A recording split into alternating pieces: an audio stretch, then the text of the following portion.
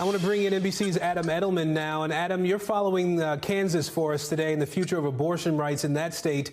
Tuesday is going to be the country's first ballot test since the Roe reversal. What are voters there deciding? So on the ballot Tuesday is a proposed constitutional amendment that would do two things. The first thing it will determine is whether the state constitution enshrines a right to abortion or not.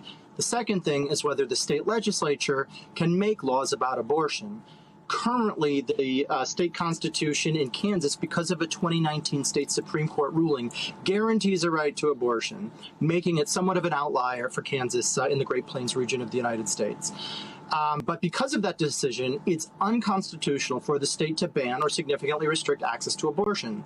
Tuesday's ballot question asks voters if they essentially want to overturn that 2019 decision and allow the legislature to pass laws on abortion as they see fit. Abortion advocates argue, of course, that allowing the Republican-controlled legislature to do so will undoubtedly result in a ban or severe restriction to abortion access.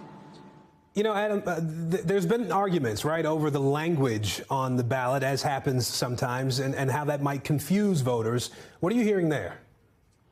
Well, it's really confusing. Basically, the way this works in this situation is that on the ballot, there's a statement. Voters then select yes to affirm that statement if they agree, or no if they reject it or disagree.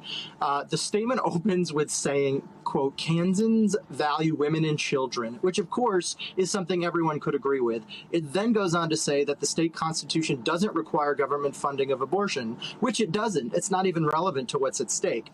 Finally, gets to the crux of the matter, that the state constitution does not secure a right to abortion, and that people, through their elected state lawmakers, may pass laws on abortion. Those are the two things people are voting on. But then right after that, there's language that such laws, quote, "may include but aren't limited to laws that are related to exceptions for rape or incest or health of the mother."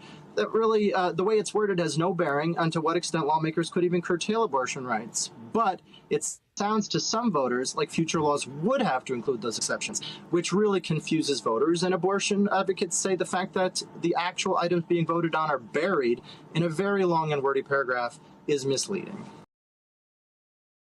Thanks for watching our YouTube channel. Follow today's top stories and breaking news by downloading the NBC News app.